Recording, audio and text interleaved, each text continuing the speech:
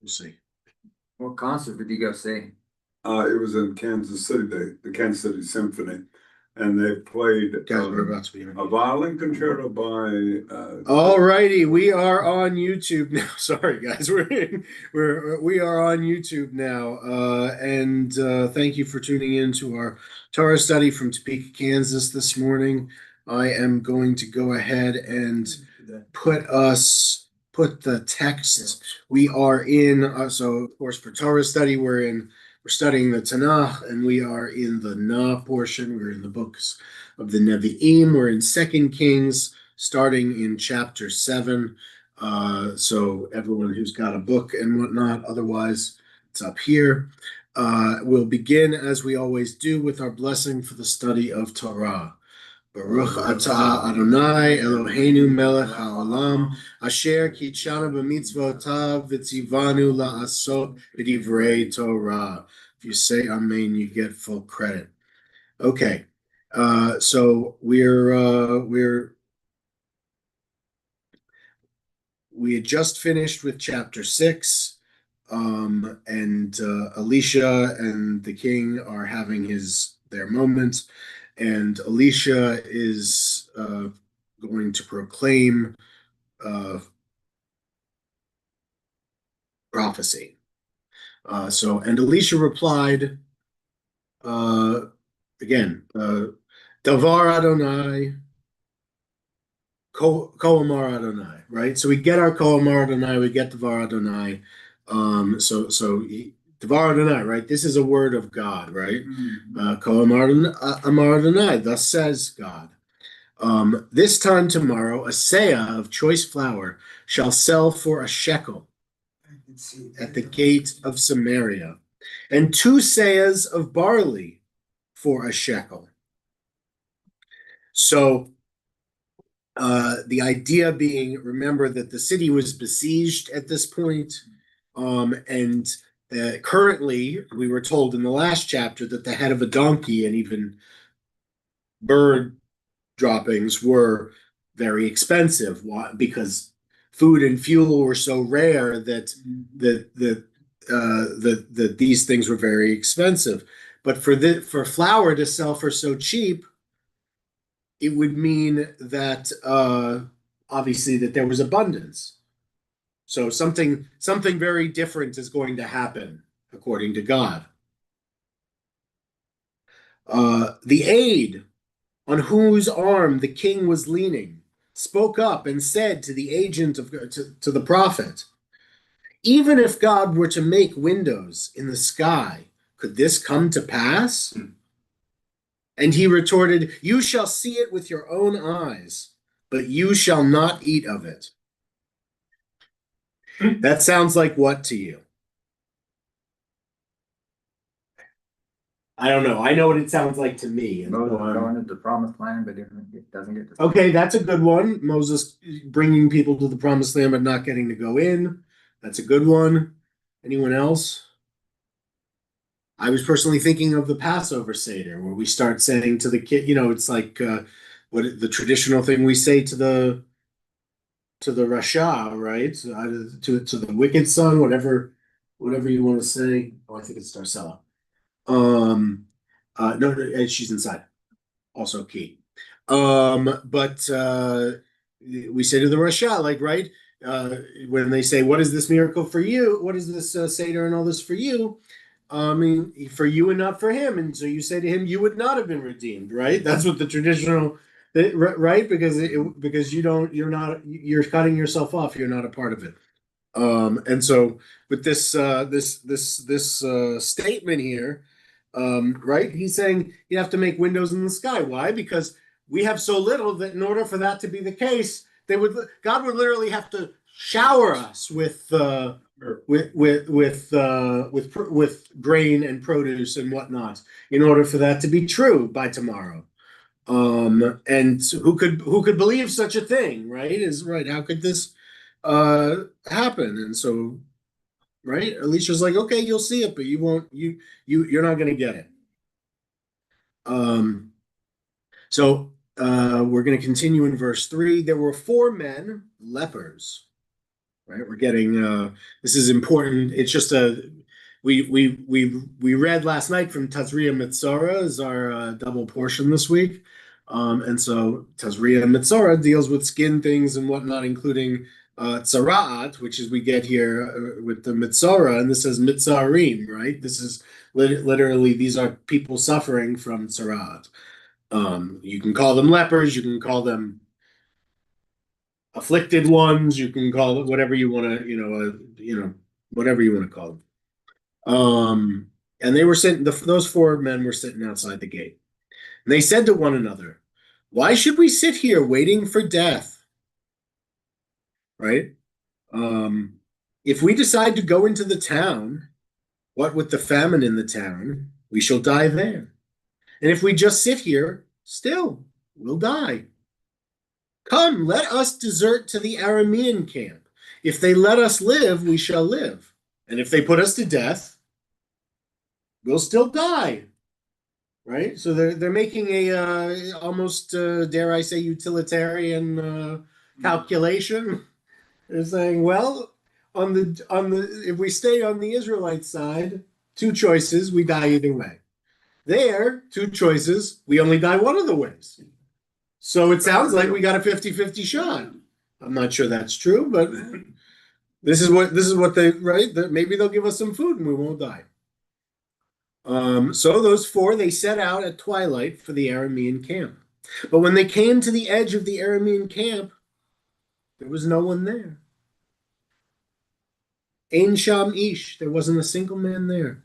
For God had caused the Aramean camp to hear a sound of chariots, a sound of horses, the din of a huge army.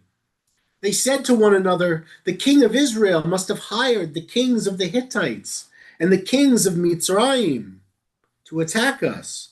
Is this just going to say, yeah.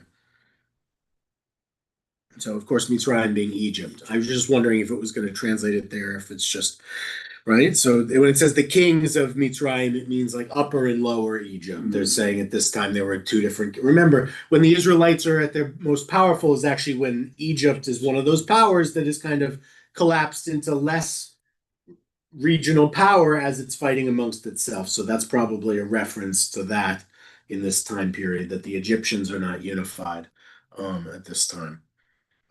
Except maybe the king of Israel convinced them to unify just for him, which sounds a little far-fetched, but whatever.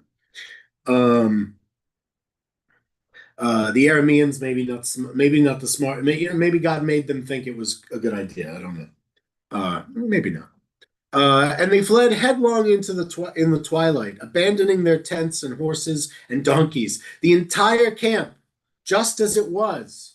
And as they fled for their lives. When those lepers came to the edge of the camp, they went into one of the tents and ate and drank. Then they carried off silver and gold and clothing from there and buried it. They came back and went into another tent, and they carried off what was there and buried it. Right? I mean, there's nobody there. They can keep plundering. They can, right? They're trying to steal a bunch of stuff. Then they said to one another, "We are not doing right. This is a day of good news." Right? It says, this is where we get like the idea of like besoros tovos, like good times, mm-hmm. Right? Or besorot tovot. Here we get, it says, hayom hazeh, yom besorah. Right? This is a day of inner like goodness and we are keeping silent. If we wait until the light of morning, we shall incur guilt. Come, let us go and inform the king's palace. In other words, the command center back in the city where they were. And they went and called out to the gatekeepers of the city and told them, "We have been to the Aramean camp. There is not a soul there, nor any human sound. But the horses are tethered, and the donkeys are tethered, and the tents are undisturbed. All their stuff is there." The gatekeepers called out, and the news was passed on into the king's palace. The king rose in the night and said to his courtiers, I will tell you what the Arameans have done to us. They know that we are starving, so they have gone out of camp and hidden in the fields, thinking when they come out of the town, we will take them alive and get into the town. That would be a smart strategy. Yeah. It would be smart. It's not what happened, but it would be smart. But one of the courtiers spoke up. Let a few of the remaining horses that are still here be taken. They are like those that are left here of the whole multitude of Israel, out of the whole multitude of Israel that have perished. And let us send and find out. Right? In other words, it'll be worth the risk, even though we have very little, just like we have fewer and fewer of ourselves. It'll be worth the risk to send out a couple to check, because if it's true, it's salvation. And if it's not, neither they nor us will really be any worse off than we are at this moment. So spring the trap, in other words, if it's a trap. And if it's not a trap, then benefit, which seems to be a wise course of action. They took 2 teams of horses, and the king sent them after the Aramean army, saying, Go and find out. So the king approves of their plan. They followed them as far as the Jordan, and found the entire road full of clothing and gear that the Arameans had thrown away in their haste. The messengers returned and told the king. So, right? They got everything. The people then went out and plundered the Aramean camp. So a seah of choice flour sold for a shekel, and 2 seahs of barley for a shekel, as God had spoken. Now, I have to use the bathroom very quickly. Can you guys chat about this story a little bit, and then we'll debrief the story when I get back? Thank you.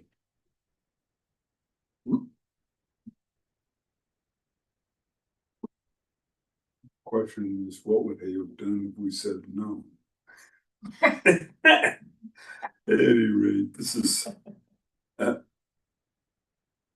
well, there's several times in which you hear the legions of God. You don't see them, and they heard the legions of God. God works through sound, let's face it. What we know about him is words and sound. And he scared the crap out of the Arameans. Cool. And he did it it doesn't state his motivation for doing it, it just said he could do it. God, you're talking about? Yeah, That God. state his motivation. Well, yeah, we don't know why God decided to send that and save them, but it happened. Take it. That's the kind of message we're getting in Ecclesiastes. Take what is there and help others. And I read 2 messages. Okay. Don't doubt the word of the man of God. Right. Yep. How about that? And sometimes don't overthink things. Yeah. And it's typical when you have an enemy that you fear for some bad action. Mhm. In fact, it's better that you think ahead, as we have recently learned in regard to our attack on Iran. Think ahead, figure it out, Yeah. and we may come out okay. God knows. Yeah, but we always have a plan. It's not, things don't go as expected. Like Mike Tyson said, everybody's got a plan until they get punched in the nose. Well, that they would send out a reconnaissance group is something we would do if we were dealing with an enemy. And the reconnaissance group said they left, and they left in a hurry. So grab their stuff in a hurry, because who knows, they may come back. You may as well eat. I suppose they'll eat the horses and the donkeys. I don't know. I hope not. Well, that's what they did. And I mean, if you're hungry, a horse is pretty good. Ask the French. They eat horse all the time. Really? No, yes. But they didn't have to eat horses and donkeys. Flour and barley were cheap. That's They were right. plentiful. Right. Yeah. They're not kosher. Well, if you're starving, those sound pretty good. And of course, whatever barley and stuff. And if they've got gold and silver, take it too. What the heck? They also have beautiful, sorrowful eyes. you know, Yeah, eat horses. horses and Of course, donkeys. no, we don't want to kill them because they're so useful, but I can guarantee you the French eat them regularly. Didn't know that. Yeah. I knew they ate anything and everything, but I Well, didn't know they. I lived in Europe and that was a delicacy. You know, but meanwhile, they had all of this. They were no longer starving. I wonder if they thank God after that. That's,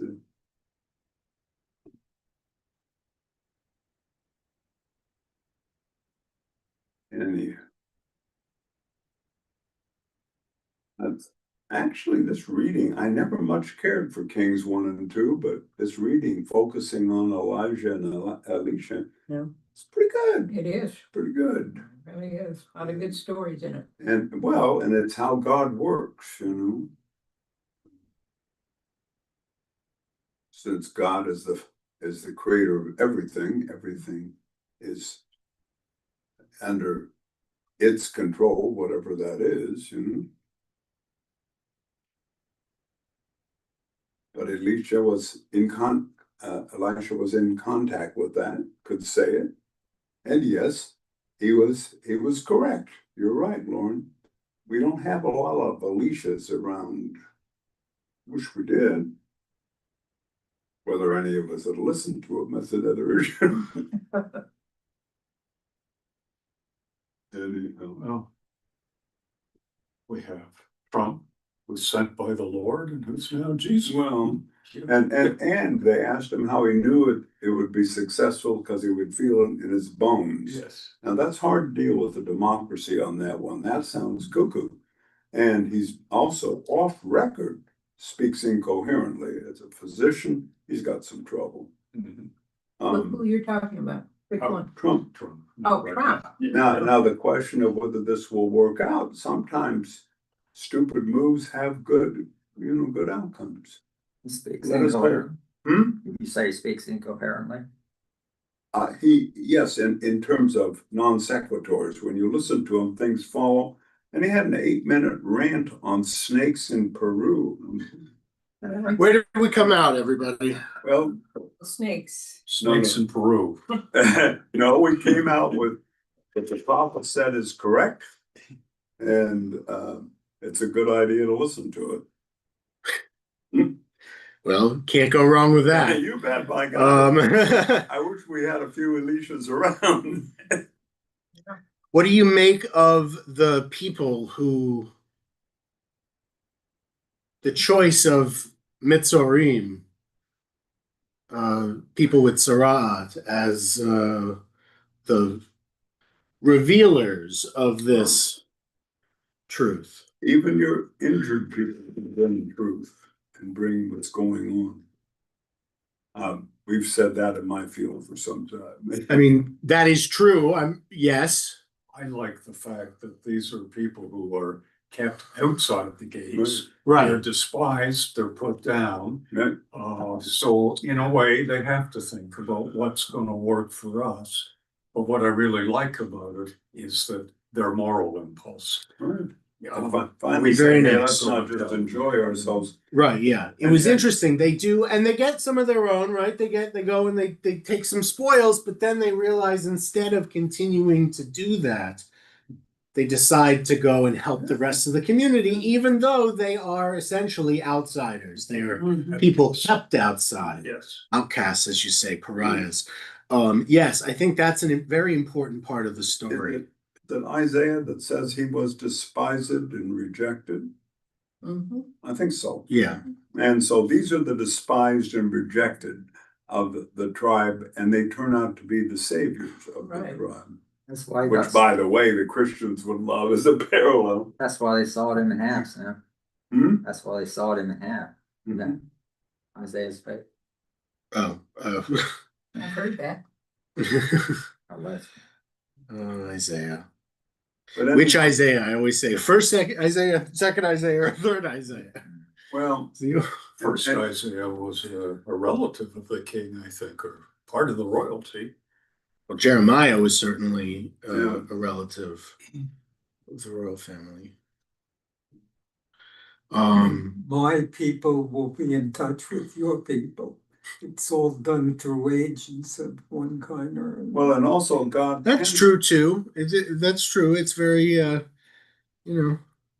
we foresaw the need for so many lawyers long ago. We truly everyone would need an agent of some kind. You bet. Soon all your agents will be AI, so there you go. Till the Messiah comes, then we don't need you anymore. But yes, obviously that implies that when the Messiah comes, we won't need lawyers. But There's a general trend that God picks people that are on the lower end of the totem pole. David was the youngest son, that kind of thing. And surprises all of us. not just David, obviously, you can look to the patriarchs for the biggest examples of that. Isaac and Ishmael, Isaac being the younger brother, Jacob and Esau, Jacob being the younger brother. Exactly. I mean, And Joseph was one of the youngest too. yes, right. And in the Second youngest. New Right. Testament, Christ comes from Nazareth. Can anything good come out of Nazareth? I don't know anything about Nazareth I don't know. Well, I mean, yeah, I don't want to say I don't know anything about Nazareth. I know plenty about modern Nazareth, or Nazrat, as it would be called. But yeah, I don't know necessarily. But again, as we've said before, yes, it would make sense that It was of that tradition. if you want a book if you want to write a sequel, you want to carry things over. You want to carry over touch points from the original. And oftentimes, in my observation, the defender of the oppressed or outcast will come from outside, like take Lawrence of Arabia, who came to help the Arabs. Well, but that would be different, right? Because that's a total outsider. That's someone who's got no previous attachment, whereas this is someone who's very much, they are, again, almost rejected. They are members of, they are Israelites. They live in Israel.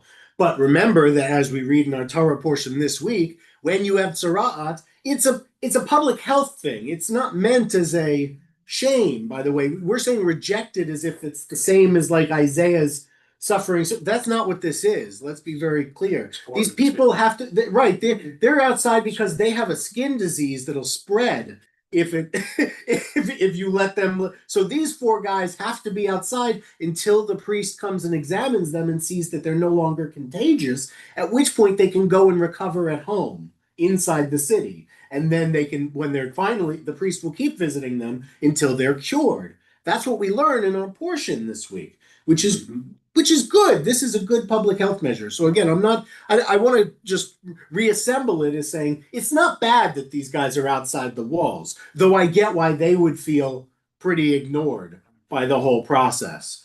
I'm sure it sucks being quarantined. I never had to do it during COVID, thankfully, but some people who traveled, especially internationally, had to do some level of actual quarantine and stuff, and we all remember the general being at home from then.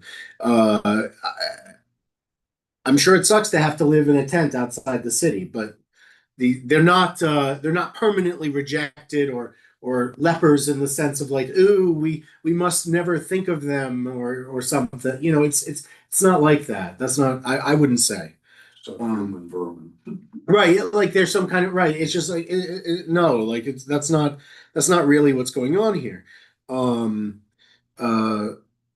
it is good still that when they could have enriched just themselves, they chose to make sure the whole community was strengthened and benefited.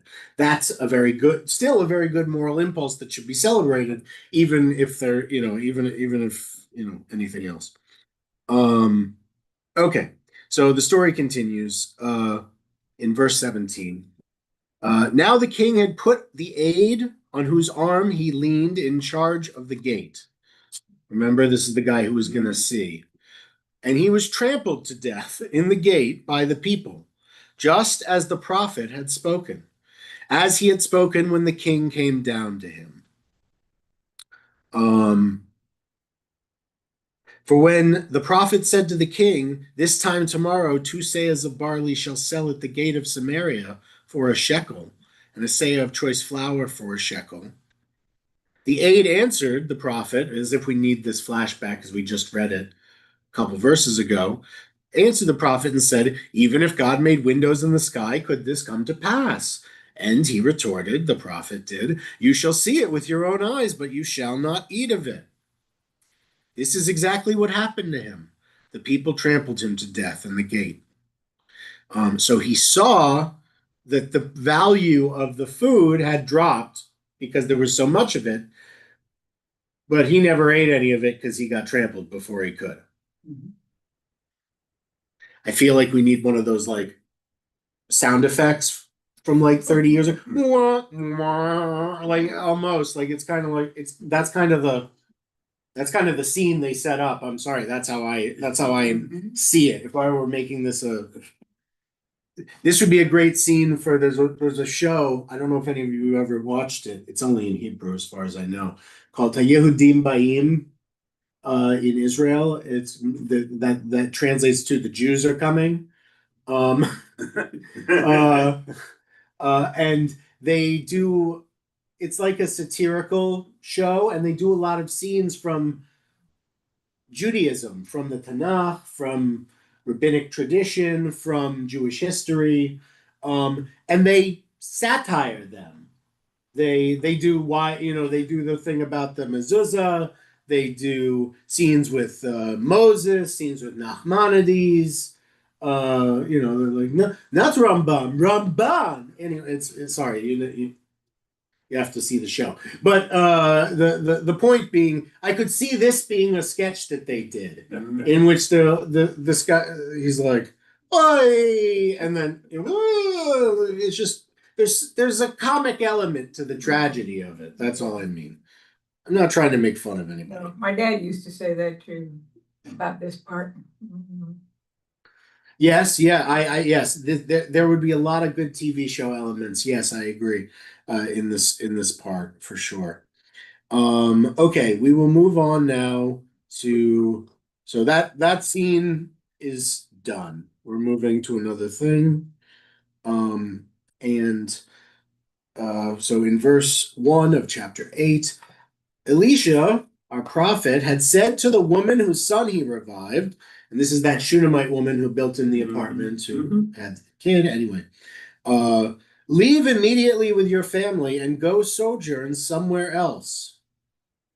Or go wherever you might sojourn. Just go pick a place, doesn't matter, just pick a place. For God has decreed a 7-year famine upon the land, and it has already begun. And this has got to be, look, I mean, you build the prophet an apartment, and you get, this is the best travel advice I think anyone's ever gotten.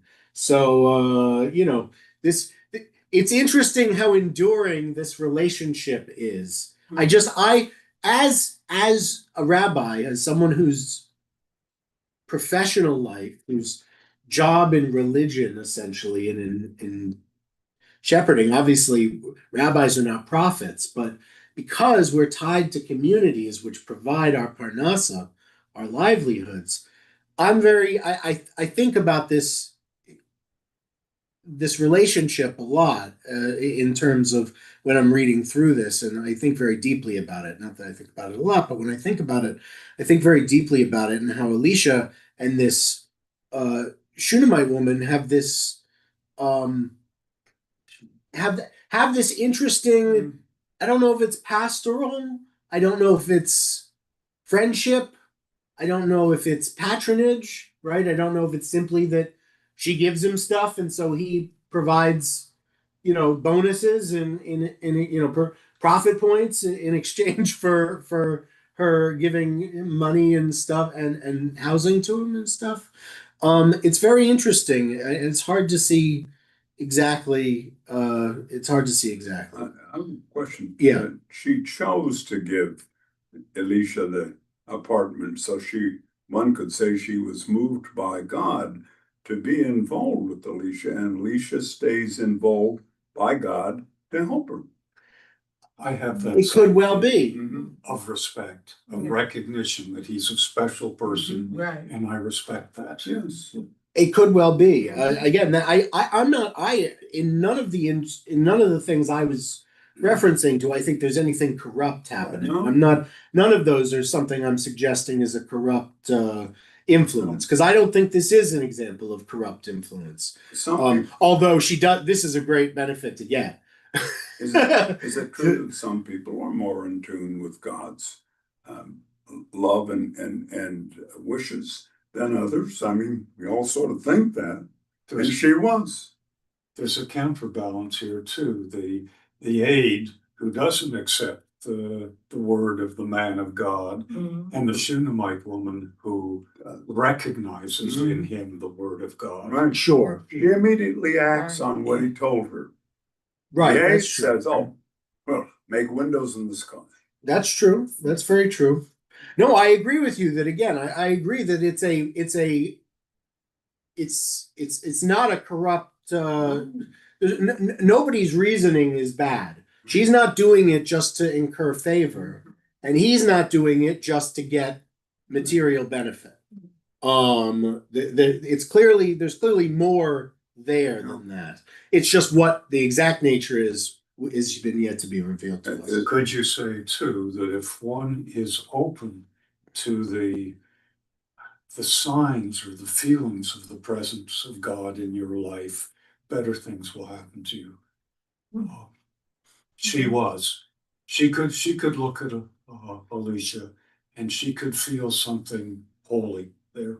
Yeah. Maybe, but I'm not sure that relates to like getting this particular benefit. You know what I mean? Where it's like, this isn't really like a faith thing. This is like they have a close relationship and he's like, hey, Alicia's never been the kind of guy who's like, Elijah might have been like, I can't possibly preference someone by giving them this kind of information. Nowhere does God say doing so would be corrupt. I'm not accusing Alicia of being corrupt, but Elijah probably wouldn't have done it. I think it's just my read on his what he would view as his ethical limitations. But I don't think it stretches beyond the bounds of the ethical limitations of the position for him to share this information. It's his discretion, theoretically, who he shares, as long as God ordains it.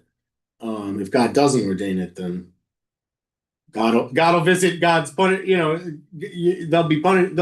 She'll get what's. It'll be to everyone's detriment. But the Shunammite, I think I asked you last session. It's just a place. Shunam is just a right. It's an area it's an area in Israel. Yeah. I'm struck that the famine is not 3 years or 5 years or 6 years or 14 years. It's 7 years. Do we have Alicia and Joseph connection? No. The prediction. 7 is always 7. No, 7 is just one. 7 is one of my professors called them mystical magical numbers. It's just like a good number is like 40. It's just a great number to use. It's the complete. It's out right. It's just to get right. It's just to give you a good solid chunk. If you need a good solid chunk, you do 7. Like that. We like when we're playing craps. I guess, yeah. I don't know if they had crepes in ancient Israel. I'm sure they had other games that were frowned on by the priests and the rabbis and all those things, Some kind of game with dice and things. I don't know. The Romans had dice games, I know. Anyway. Okay. So, verse 2. The woman had done as the prophet had spoken. She left with her family and sojourned in the land of the Philistines for 7 years. Right? She was wealthy anyway, so she was like, okay, fine, they'll have food, we'll go over there. It's not that far.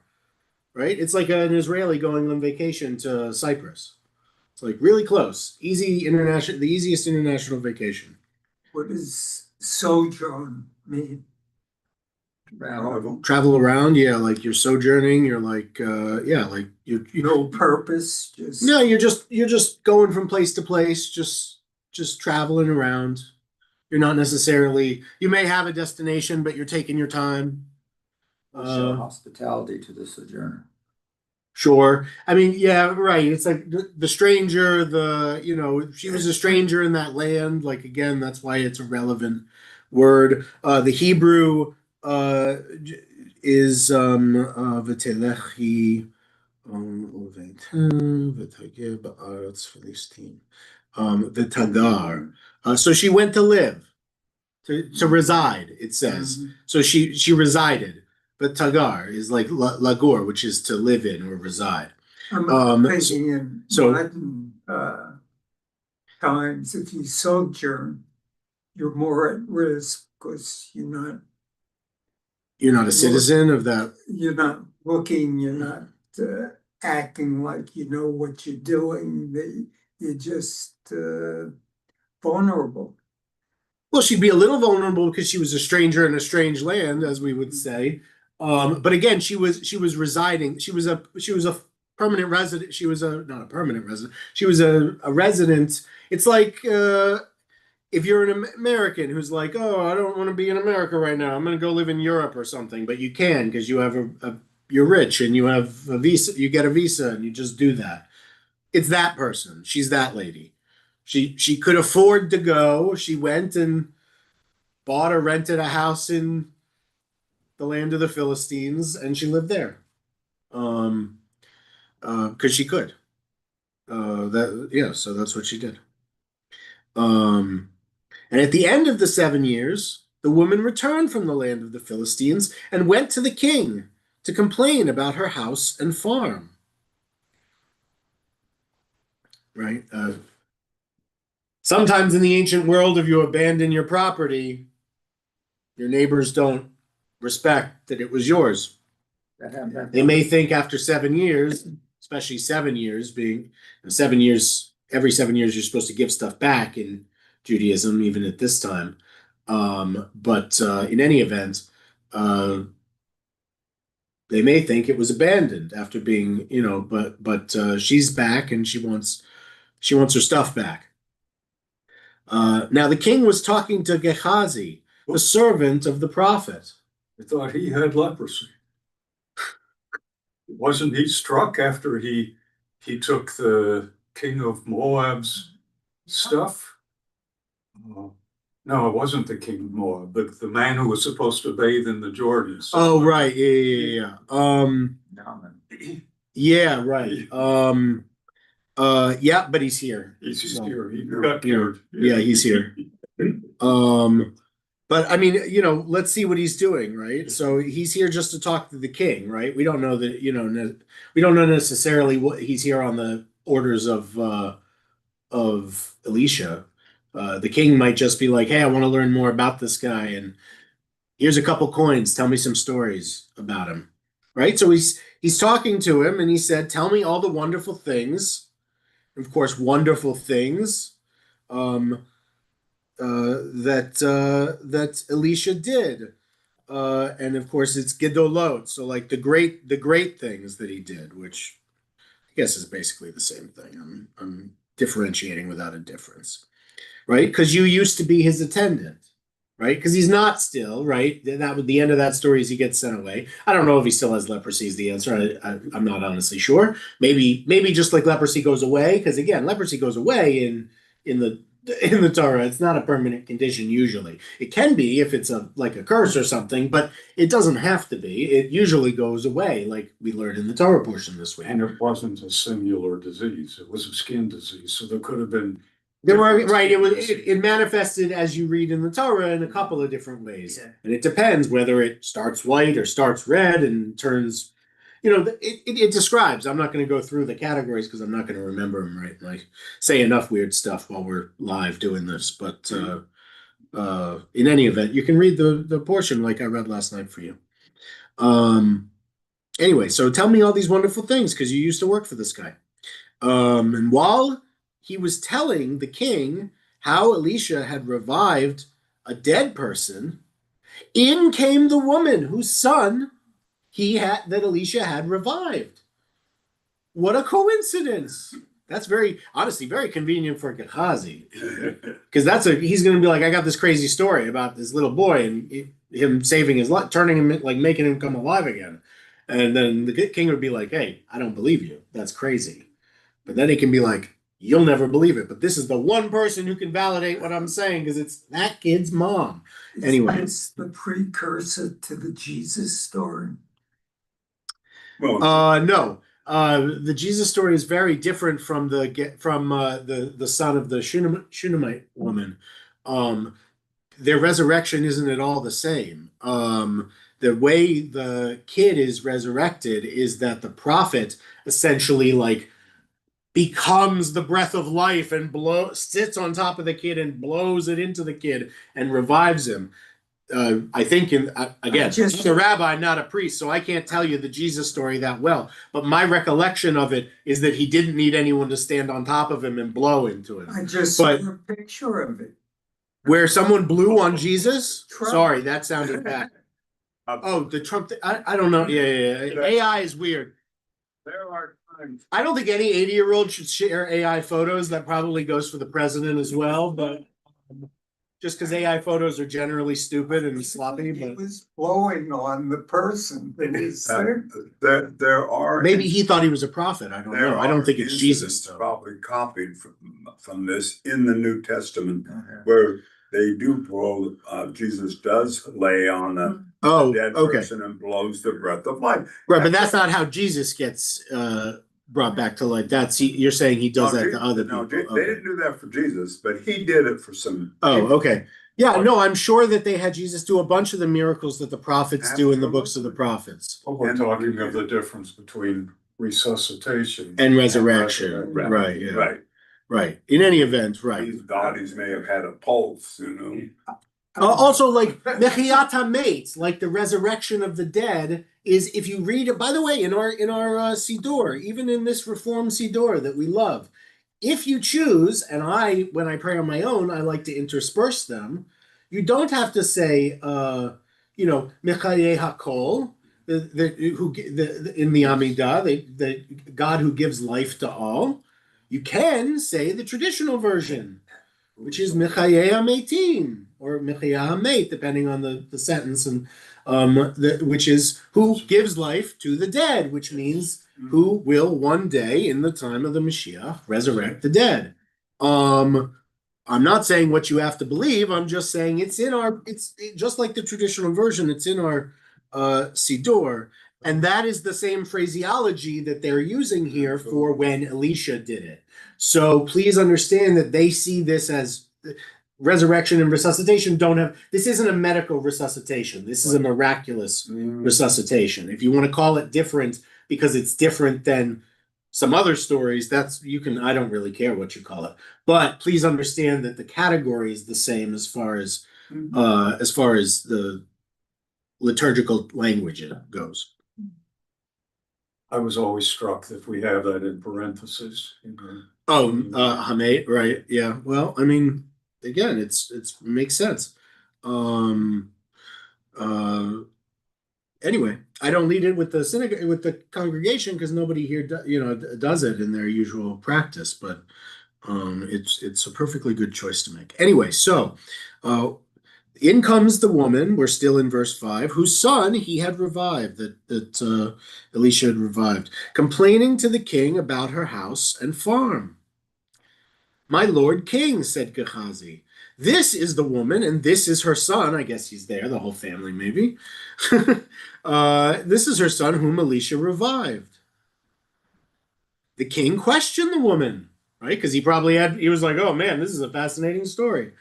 And she told him the story. So the king assigned a eunuch to her and instructed him, restore all her property and all the revenue from her farm, from the time she left the country until now. That's probably the best resolution to her complaint that she could have hoped for. She didn't even need a lawyer. She didn't even, I mean, it's amazing how even her privilege usually privilege with a prophet wouldn't help you with the king, for the record. Because a lot of the kings aren't exactly eager to help out friends of the major prophet at the time. But clearly for some of them, at some times with some kings, there is a benefit. And this seems to be, clearly this king has some interest in the fact that God has intervened with this woman directly, and seems to want to be like, I don't want to displease one whom God has blessed. Like if God is on your team, then I'm on your team too, right? That kind of thing. It sounds like he's had an awakening. His kingdom has just been freed, and he's saying, maybe there's something to us. Get cozy in here. Yeah.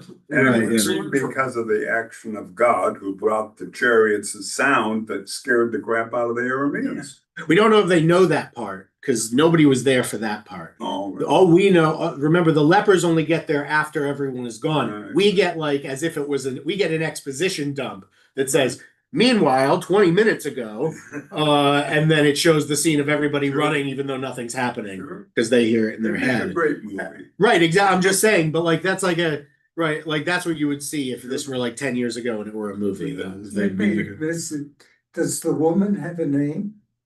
She never gets given. Schumanite. Schumanite. we don't get a name. Yeah. I don't have a name for her. A Udahite woman or Benjamin. No, Shunammite. Just woman. Yeah, the Isha. Well, she's from Shuman. Shunam. Shunam, is that close to Philistia? I don't know the geography. Everything's close to Philistia. I mean, again, Philistia is over, I was right over this. from Gaza all the That's way where up to Gaza like is, Ashdod. yeah. So it's a nice chunk of the seacoast on the southern half of from Egypt to Lebanon. It's a solid chunk. It's not half, but it's a solid chunk. So anything in the central region and in Judea and Samaria isn't going to be like crazy far. Anything in that whole, I mean, this is the thing, none of it's really that far. Anyway, so she gets all her stuff back, right? Okay. Terrific. Now let's go do another thing. Right? Meanwhile, Elisha, so Elisha arrived Dameshek in Damascus at a time when King Ben-Hadad of Aram was ill. The king was told, the prophet is on his way here. And he said to Hazael, take a gift with you and go meet the prophet, and through him inquire of God, will I recover from this illness?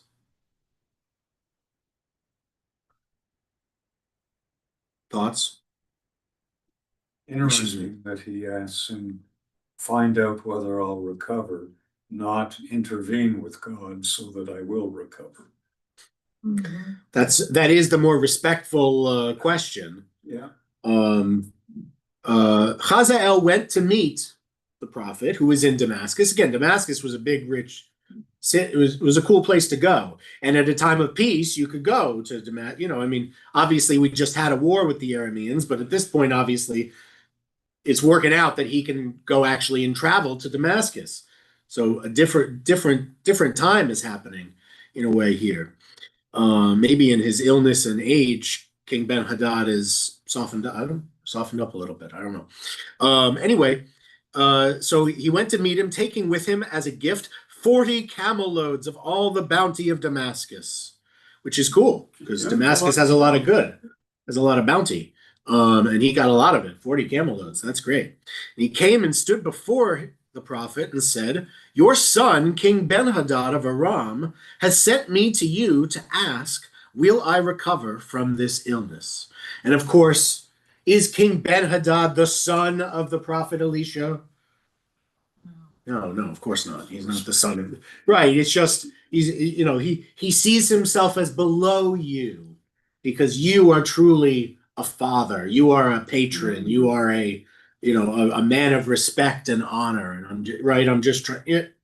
You saw this, I think, also in the Roman times. People would use this kind of patronage language where they'd be like, this is the father of. This is where we get the idea of like where Caesar was like father of the nation, which we will then later appropriate in different terms. Even America will use, but like these kind of things of like father of the people. Like I feel like a lot of this comes from Roman times, and a lot of that patronage language of parental language for patrons is from that time. Maybe the Greeks did it before them, probably. Maybe everybody did it. Certainly this would be an evidence point for it.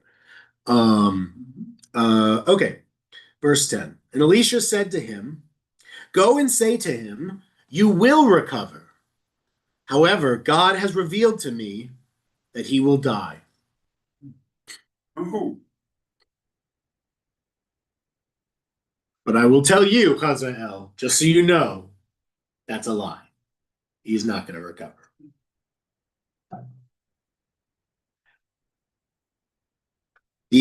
Just one second. The agent of God's face remained made like a standing stone. It was like flat and unmoving is the I say that because the here it says expressionless and it's going to say meaning of Hebrew uncertain, and I'm giving you my interpretation of what the word v'ya'amed means in v'ya'amed et panav, that his face was, again, I'm saying it's like an amud is a lectern, and a maid is like a stand, it's like something that stands. And what does that mean? It means it was like unyielding, unmoving, right? And so the face means he tried to keep it rigid, but he was forcing it. I have a question. This sounds like a white lie. Basically. And I didn't think prophets could do that kind of thing. Well, again, I don't want to get into it. Let's finish the story and keep that question, and then ask me again when we get to the end of the story. Okay. So the prophet kept his face expressionless, or like I said, his face was like a standing stone for a long time, and then he wept.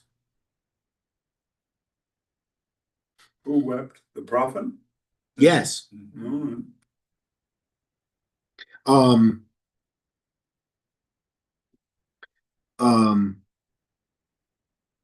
Right. He didn't want to reveal it, but Hazael gets it out of him. Why does my Lord weep? Asked Hazael. Because I know, Elisha replied, what harm you, Hazael, will do to the Israelite people. You will set their fortresses on fire, put their young men to the sword, dash their little ones in pieces, and rip open their pregnant women. But how, asked Hazael, the guy he says will do this, can your servants, again, he's the head of the army at this point, probably, we think. But how? And anyway, it's just interesting, this interaction, because I can imagine it as Hazael doing it in kind of a darkly like, but how could I do such a thing, even though he's already plotting and scheming to put himself in position to do just that. But how, asked Hazael, can your servant, who is a mere dog, perform such a mighty deed? Elisha replied, God has shown me a vision of you as king of Aram. Now his lie makes sense. Dan, you think so? Pardon? Do you think it makes sense now? Yeah. Why do you think it makes sense? I'm just curious, why now and not before? Because if he comes back and tells the king, you're going to die, is the king going to look at him and say, oh, and are you going to rise up and replace me? Yeah. So he's going to see it's in his own best interest to do what Elisha says. Right. Keep the king placated. He can finish his planning for when the king dies and he can take over. Sure. And Elisha will have been right. And since that benefits him for Elisha to be right, he goes, okay, right? That's basically what you're saying. He goes, well, if the guy says, okay, if I'm going to get everything I want, then I might as well go along with, right? Like, he's like, why stick my neck? Right. Why trip up a plan that's already going perfectly? So yeah, kind of that makes sense. So he left Elisha and he returned to his master Ben-Hadad, who asked him, what did Elisha say to you? And Hazael replied, he told me that you would recover. The next day, Hazael took a piece of netting, dipped it in water, and spread it over his face. So Ben-Hadad died, and Hazael succeeded him as king. Well, he was right. He didn't die a natural death. He was suffocated by Hazael. Right. So the prophet was correct on both points. Yes, exactly. The commentator needs you to note that specifically. That it was put in place in its entirety. And that that Hazael decided, since he was saying, oh, he won't really recover. Now the question is, you asked before, can the prophet lie about will he recover? Was he lying? If Hazael hadn't suffocated him, would he have recovered? Might have.